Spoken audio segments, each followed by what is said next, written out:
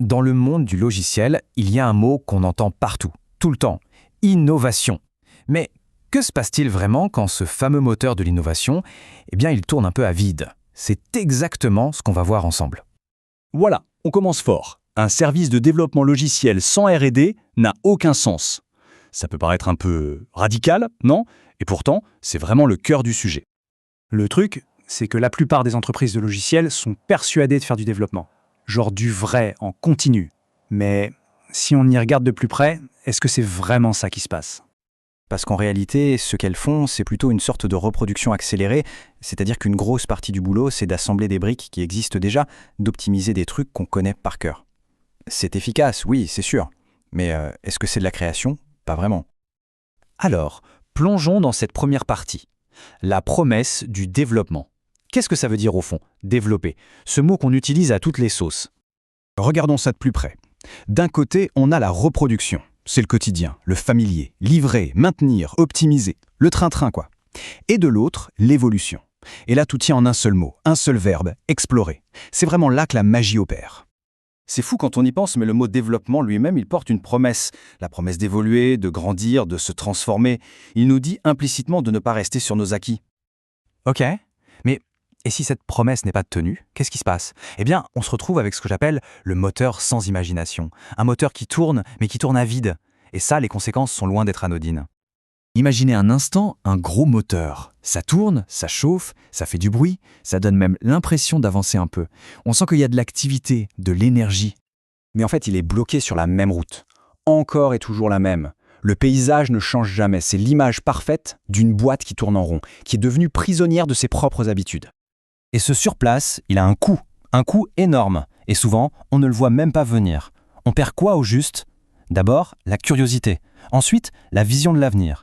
Et à la fin, c'est la capacité même à innover qui disparaît. Celle-là, elle est particulièrement juste. Sans avenir, on finit par appeler à la simple maintenance du présent, innovation. C'est un piège tellement subtil. Quand on arrête de regarder vers demain, on se met à repeindre le présent avec des couleurs plus jolies. Et hop, une simple mise à jour, un petit correctif, ça devient de l'innovation. Le pire, c'est qu'on finit par se convaincre que c'est vrai. Bon, alors comment on sort de là? Comment on casse ce cercle vicieux? La solution, c'est ce qu'on va voir maintenant, il faut adopter l'esprit R&D. Et attention, je précise tout de suite, on ne parle pas de créer un nouveau département avec une plaque sur la porte, non, on parle de changer toute une culture d'entreprise.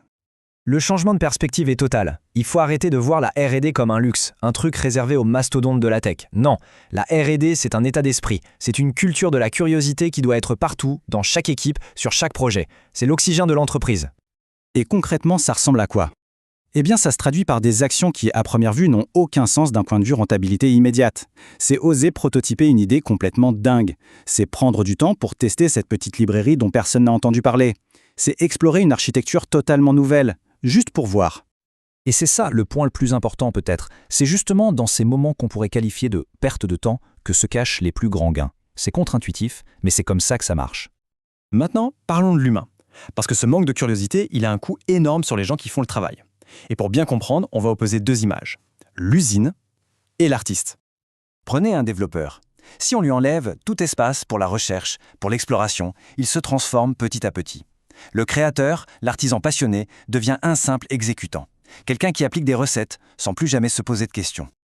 Et ce qui est vrai pour une personne l'est aussi pour une équipe. Une équipe qui perd sa curiosité, elle change complètement de nature.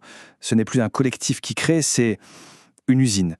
Une chaîne de montage où chacun fait sa petite tâche dans son coin, sans vision d'ensemble. Et finalement, à grande échelle, c'est l'organisation tout entière qui en paie le prix. Sans cet esprit R&D, elle devient prévisible.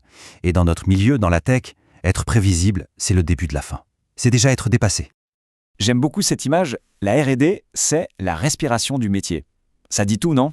Ce n'est pas une option. Ce n'est pas un nice to have. C'est vital. Sans ça, le métier s'étouffe, il s'asphyxie et il meurt. C'est vraiment dans ces espaces de liberté, dans cette recherche, que la technique se souvient de quelque chose d'essentiel. Qu'elle est aussi une forme d'art. Le code arrête d'être juste une suite d'instructions froides pour redevenir ce qu'il est au fond, une matière à créer. Et tout ça, finalement, ça nous ramène à la question la plus importante de toutes, une question de sens. Au fond, pourquoi on s'est mis à coder? Pourquoi on a choisi ce métier? Il est peut-être temps de s'en souvenir. Et voilà qu'on retrouve notre phrase du début. Un service de développement logiciel sans R&D n'a aucun sens. Sauf que maintenant, elle ne sonne plus du tout comme une provocation gratuite. Après tout ce qu'on vient de voir, elle sonne plutôt comme une évidence, non? Alors voilà la question sur laquelle je voulais qu'on se quitte. Coder sans chercher. Est-ce que ce n'est pas tout simplement oublier pourquoi on a appris à le faire? Oublier cette petite flamme du début, cette passion de la découverte qui nous a tous, un jour, poussés à nous lancer.